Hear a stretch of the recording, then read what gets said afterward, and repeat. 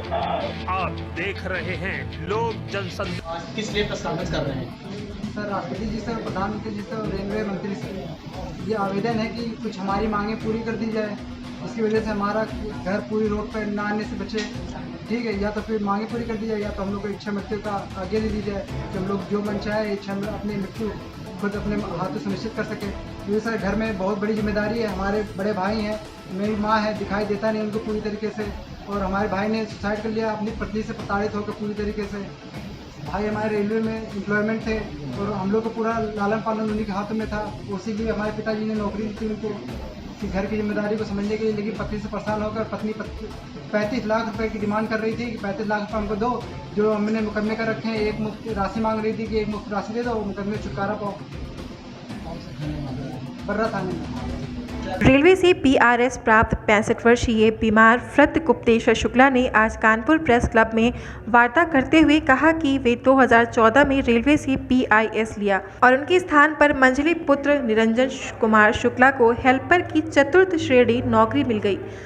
निरंजन का विवाह MIG 20 बर्रा 4 निवासिनी सच्चिदानंद तिवारी की बेटी प्रियंका तिवारी के साथ बिना किसी दान दहेज के करा दी गई। विवाह के बाद ही बहू प्रियंका अलग मकान लेने का दबाव डालने लगी। सभी ने बहू को बहुत समझाया पर वो नहीं मानी, उल्टा झगड़ा करके मायके चली गई।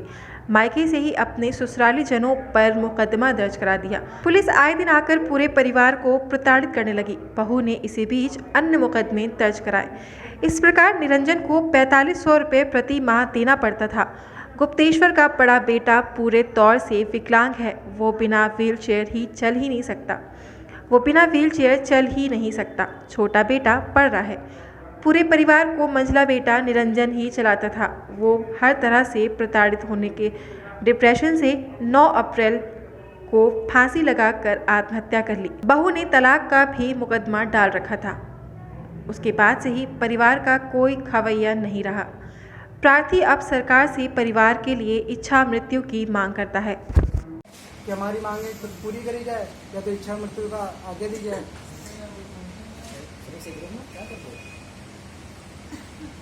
सर पुलिस भी किसी तरह की सुनवाई नहीं करी। 306 में FIR भी दर्ज करी, पुलिस भी किसी तरह की सुनवाई नहीं कर रही। यादव मार्केट चौकी इंचार्ज है राजेश कुमार रावत जी, किसी तरह की कोई सुनवाई नहीं कर रहे हैं। पूरे मोहल्ले वाले से हम बोल रहे, पूछताछ भी करिए आप, किसी तरह जो भी आपको एविडेंस चाहिए किसी तरह का वो आप लीजिए।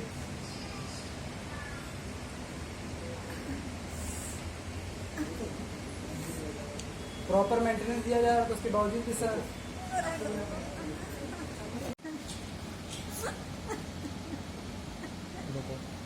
पिताजी 80% भाई हैं, विकलांग है। बिल्कुल देखिए सर,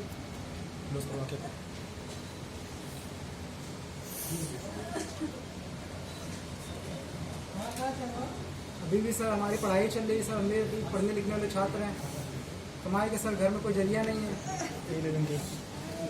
पूरी तरीके से सर पूरा परिवार अपने बड़े भाई के ऊपर आश्रित था पूरी तरीके से।